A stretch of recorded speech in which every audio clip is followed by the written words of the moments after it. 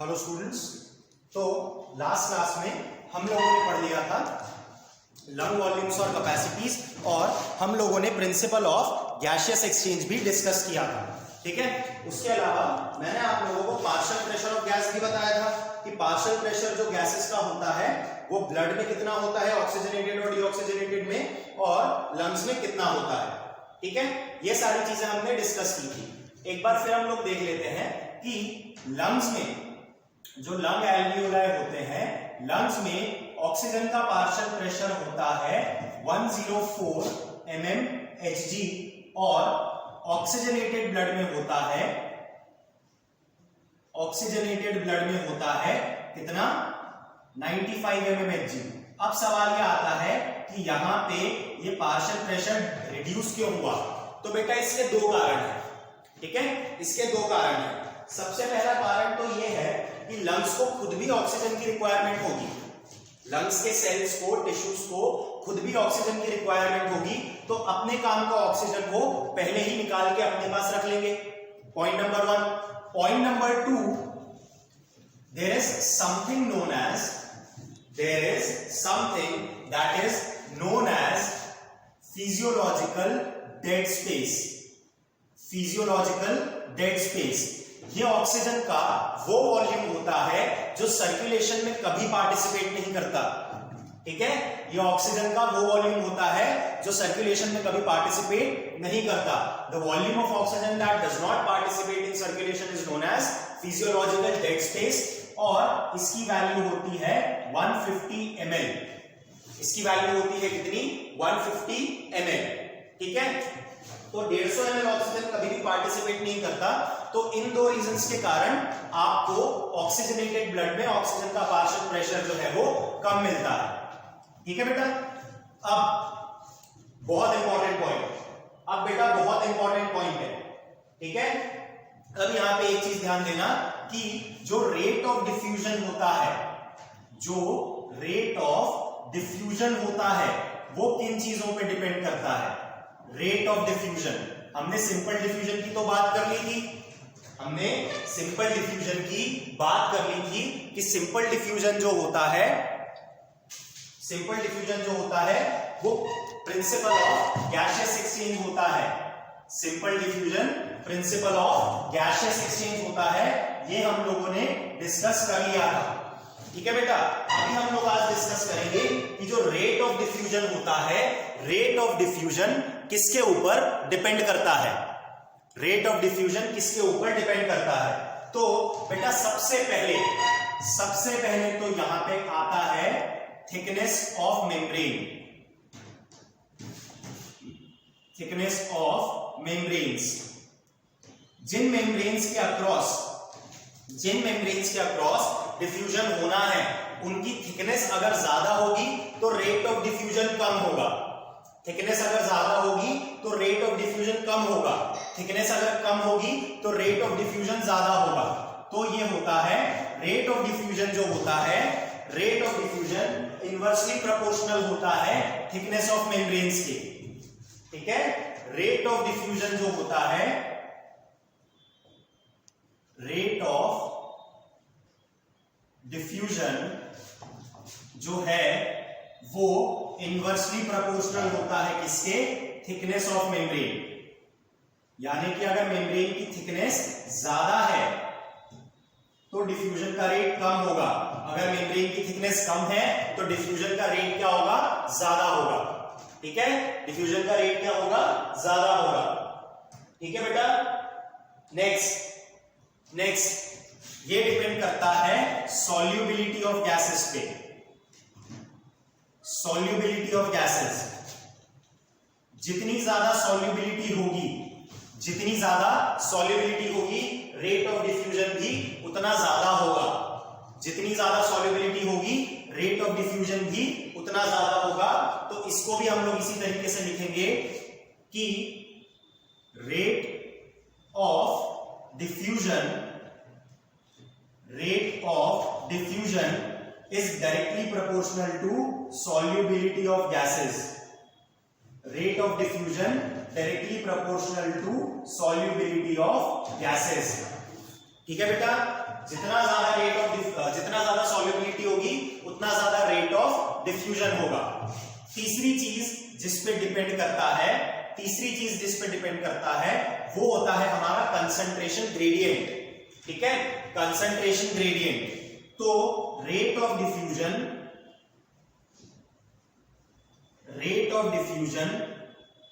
Directly proportional होगा gradient के। ठीक है, जितना बड़ा ग्रेडियंट होगा डिफ्यूजन उतना जल्दी होगा, जितना छोटा ग्रेडियंट होगा डिफ्यूजन का रेट उतना कम होगा। ठीक है, जितना बड़ा ग्रेडियंट होगा उतना ज्यादा रेट ऑफ डिफ्यूजन होगा, जितना छोटा ग्रेडियंट होगा रेट ऑफ डिफ्यूजन उतना कम होगा। फॉर एग्जांपल जब डीऑक्सीजनेटेड ब्लड लंग्स तक पहुंचता है तो डीऑक्सीजनेटेड ब्लड में ऑक्सीजन का पार्शियल प्रेशर कितना होता है 40 mmHg और लंग्स के अंदर होता है 104। तो बेटा यहां पे ऑक्सीजन का कंसंट्रेशन ग्रेडियंट बहुत बड़ा है, 40 और 104, लंग्स में 104, डीऑक्सीजनेटेड ब्लड में 40, तो डिफ्यूजन काफी तेजी से होता है।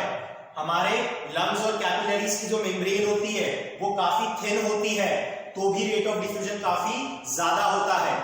ओके बेटा, क्लियर हुआ यहां तक? ठीक है, larger the gradient faster the diffusion, less the thickness faster the diffusion, more the solubility faster the diffusion.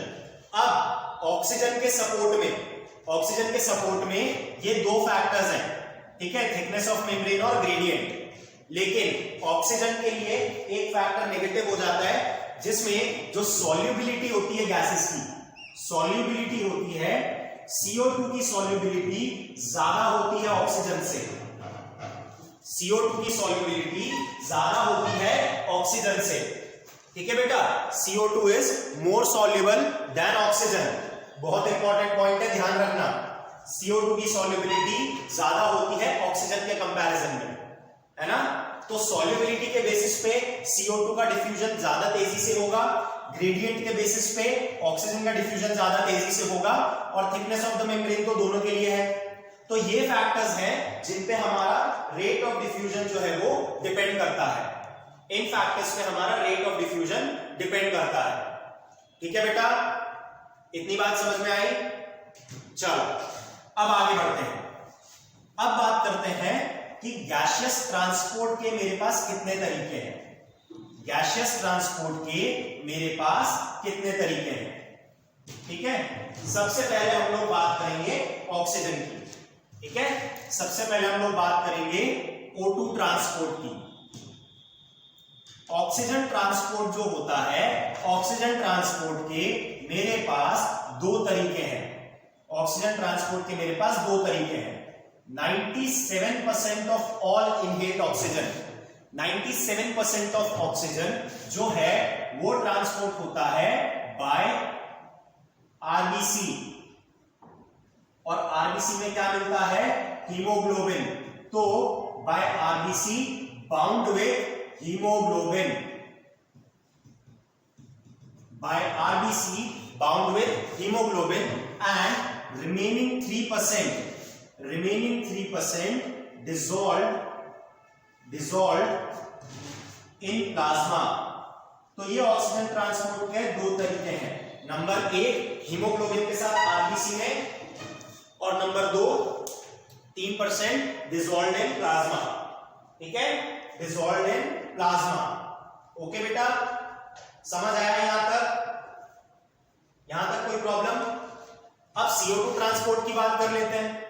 ठीक है, अब हम लोग CO2 ट्रांसपोर्ट की बात कर लेते हैं। तो जो CO2 ट्रांसपोर्ट होता है, ठीक है, जो CO2 ट्रांसपोर्ट होता है उसके तीन तरीके होते हैं। CO2 ट्रांसपोर्ट के तीन तरीके होते हैं।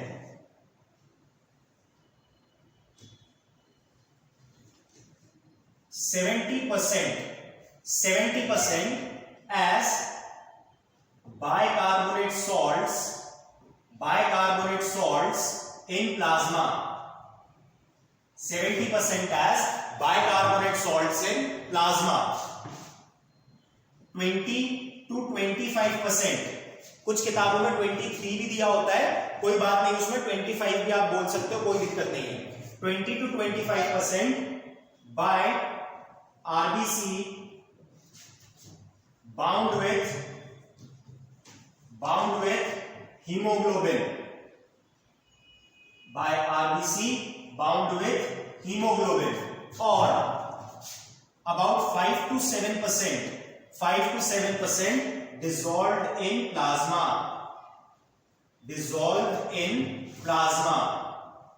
ठीक है बेटा, यही हम लोगों को अब देखना है, डिसॉल्व इन प्लाज्मा। तो ये तो बात थी कि किस तरीके से ऑक्सीजन और CO2 ट्रांसपोर्ट हो सकता है। ऑक्सीजन का ट्रांसपोर्ट होना है from lungs to tissues, CO2 का ट्रांसपोर्ट होना है from tissues to lungs. Oxygen का ट्रांसपोर्ट होना है फ्रॉम लंग्स टू टिश्यूज और CO2 का ट्रांसपोर्ट होना है फ्रॉम टिश्यूज टू लंग्स। ठीक है बेटा, चलो ठीक है। अब हम आगे बात करते हैं।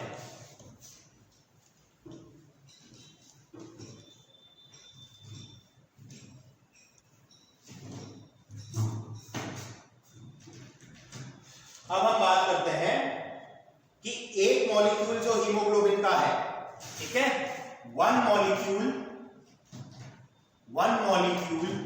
Of haemoglobin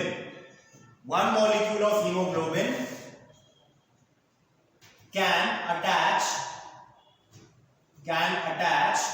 4 molecules of oxygen. One molecule of hemoglobin can attach 4 molecules of oxygen.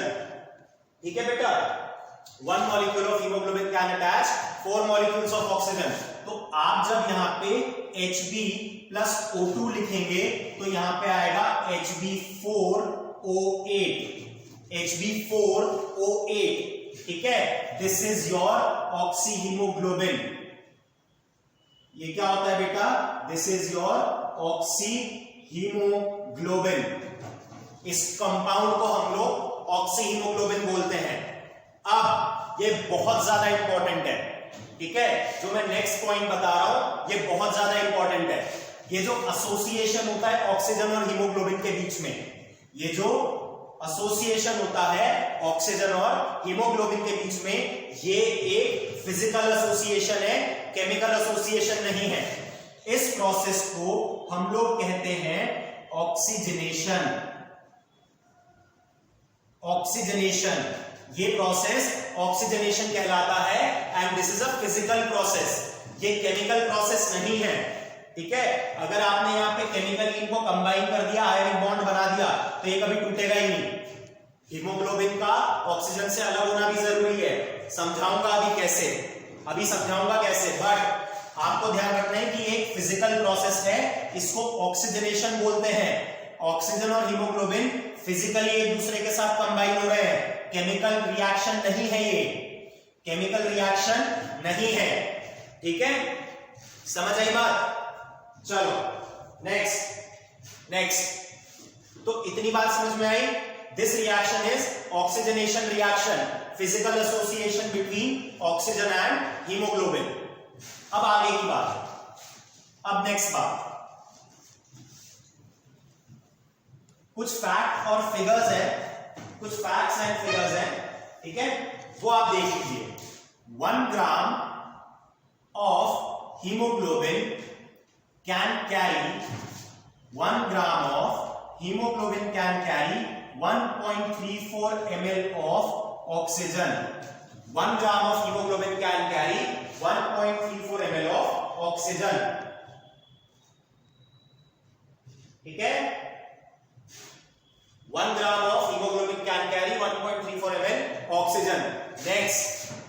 Next 100 ml of oxygenated blood, 100 ml of oxygenated blood can deliver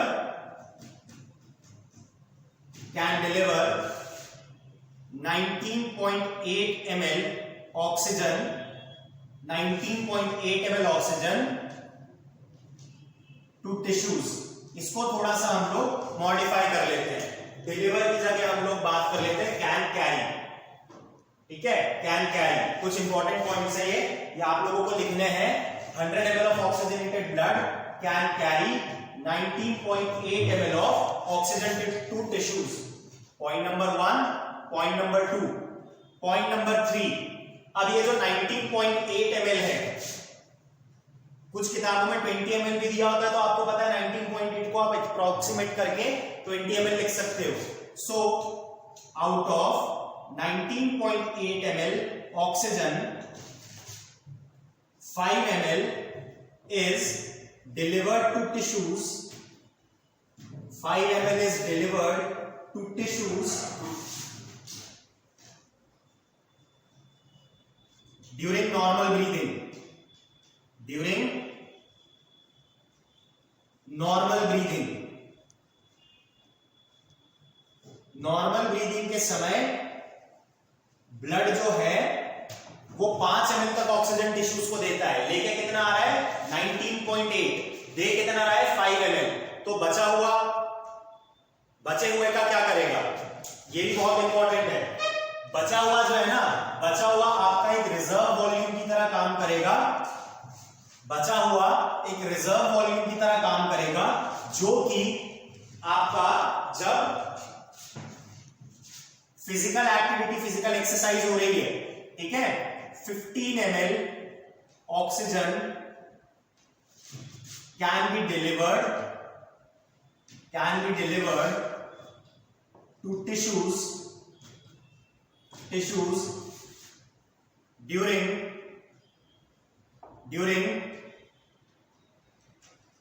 exercise and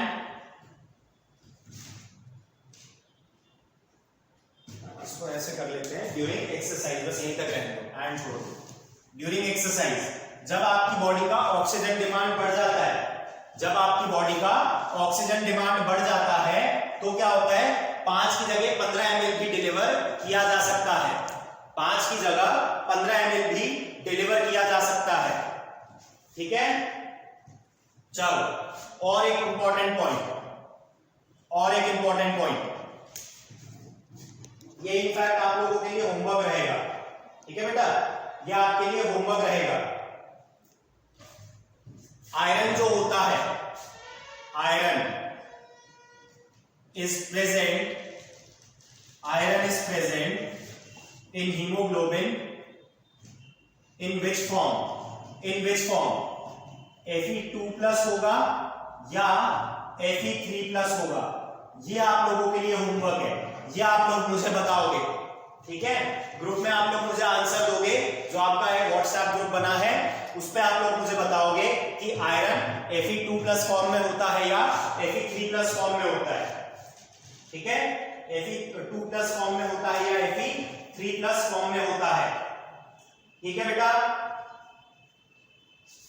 ये हम लोगों को अब देखना है। चलो, ये आपको 5th पॉइंट बताना है मुझे।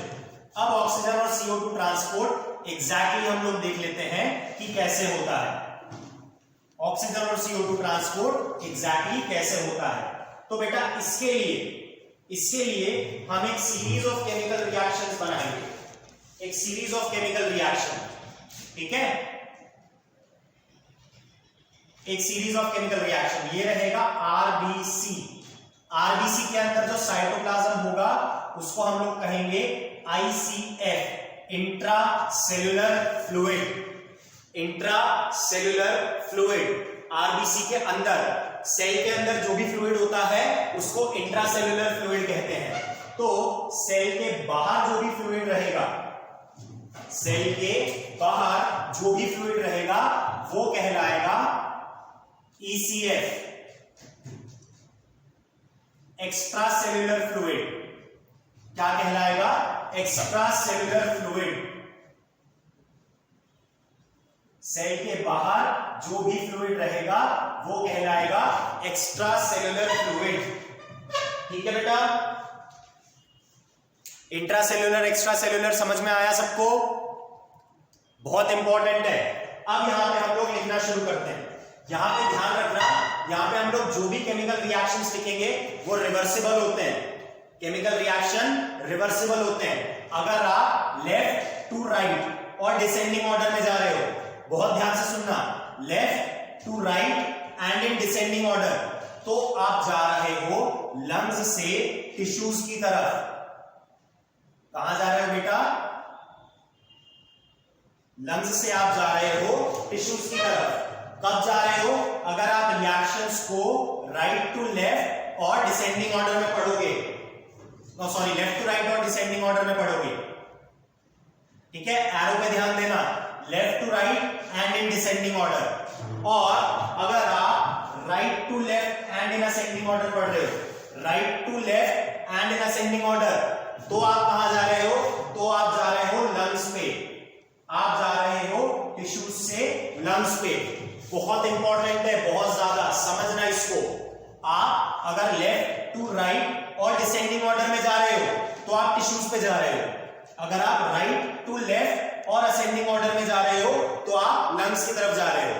कहने का मतलब है जब मैं टिश्यूज की तरफ जाऊंगा तो यहां पे जो रिएक्शन लिखूंगा that will become my first reaction. यहां पे जो मैं रिएक्शन लिखूंगा that will become my first reaction. और जब मैं लंग्स की तरफ जाऊंगा तो यहां पे जो रिएक्शन लिखूंगा that will become my first reaction. जब मैं लंग्स की तरफ जाऊंगा तो यहां पे जो लिखूंगा that will become my first reaction. तो अब हम रिएक्शन स्टार्ट करते हैं। सबसे पहले CO2 प्लस H2O, ये बनता है H2CO3 कार्बोनिक एसिड। क्या बनता है? H2CO3। इसको मीडिएट करने वाला कैटलिस्ट है कार्बोनिक एनहाइड्रेज।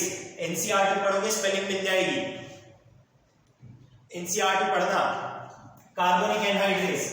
फिर ये जो H2CO3 बना, ये ब्रेक हो गया, इसको भी कार्बोनिक एनहाइड्रेज ने ब्रेक किया, H प्लस HCO3 नेगेटिव, और ये जो HCO3 नेगेटिव था ये बाहर आ गया, HCO3 नेगेटिव प्लाज्मा में आ गया। And this is my important event number 1, this is my important event number 1। इसके बाद ऑक्सी हीमोग्लोबिन है आरबीसी में। बेटा यहां पे मैंने कुछ नहीं किया, यहां पे मैंने जो HbO2 लिखा है Hb4O8 को मैंने 2 से डिवाइड कर दिया, इस पूरे को मैंने 2 से डिवाइड कर दिया, तो मेरे पास जो आएगा, मेरे पास आएगा HbO2, सॉरी 2 से नहीं 4 से, HbO2। मैंने इसको 4 से डिवाइड कर दिया तो मेरे पास जो आएगा HbO2 सिंपलेस्ट रेशो में आएगा, HbO2 सिंपलेस्ट रेशो में आएगा। ठीक है, सिंपलेस्ट रेशो में जब भी कोई फॉर्मूला लिखा जाता है उसको एम्पेरिकल फॉर्मूला कहते हैं। मोल कंसेप्ट में 9th क्लास में पढ़ा होगा, एम्पेरिकल फॉर्मूला कहते हैं। तो ये ऑक्सी हीमोग्लोबिन का एम्पेरिकल फॉर्मूला हुआ। हमको पता है कि ऑक्सीजन और हीमोग्लोबिन के बीच में फिजिकल एसोसिएशन है, मतलब स्टेबिलिटी कम है। स्टेबिलिटी प्रोवाइड करने के लिए हम लोग इसको दे देते हैं क्या? हम लोगों ने इसको दे दिया पोटेशियम। पोटेशियम ने क्या किया? पोटेशियम ने इनके बीच में स्टेबिलिटी रखी। अब जब पोटेशियम के साथ में जुड़ा हुआ ऑक्सी हीमोग्लोबिन, पोटेशियम के साथ में जुड़ा हुआ ऑक्सी हीमोग्लोबिन कहां पहुंचा? हमारे टिश्यूज पे पहुंचा, हमारे टिश्यूज पे पहुंचा, तो ऑक्सीजन जो है वो अलग हो जाएगा, ऑक्सी हीमोग्लोबिन टूट जाएगा। ऑक्सी हीमोग्लोबिन जब टूटा तो ये ऑक्सीजन फ्री हो गया। Now this oxygen is free to be delivered to the tissues, this oxygen is free to be delivered to the tissues. ठीक है, नेक्स्ट स्टेप में क्या होगा? अब पोटेशियम को जुड़े रहने की जरूरत नहीं है हीमोग्लोबिन के साथ, तो पोटेशियम अलग हो जाएगा हीमोग्लोबिन से, क्योंकि वो तो सुलह करवाने आया था ऑक्सीजन और हीमोग्लोबिन के बीच में, दोनों के बीच में लड़ाई झगड़े चल रहे थे, ब्रेकअप होने की नौबत आ गई थी, तो पोटेशियम तो बेचारा मीडिएट करने आया था, लेकिन ऑक्सीजन नहीं मानी। ऑक्सीजन ने फिर भी हीमोग्लोबिन के साथ ब्रेकअप कर लिया और वो टिश्यूज के पास चली गई। अब हीमोग्लोबिन बेचारा अकेला पड़ गया, वो रो रहा है। ठीक है, आपको पता ही है लड़के लोग कैसे होते हैं, रोते रहते हैं जब उनका ब्रेकअप होता है। पोटेशियम अच्छे दोस्त का फर्ज निभा रहा था, उसको समझा रहा था, उसको सहला रहा था, ठीक है, ढाढ़स बना रहा था, लेकिन हीमोग्लोबिन क्या बोला? यार अगर ऑक्सीजन मेरे पास वापस आती है तो मैं उसको एक्सेप्ट कर लूंगा। ये बात सुन के पोटेशियम का हो गया दिमाग खराब। पोटेशियम ने बोला जा भाई तेरे को जो करना है तो कर, मैं तेरे से अलग हो रहा हूं, और वो अलग हो गया।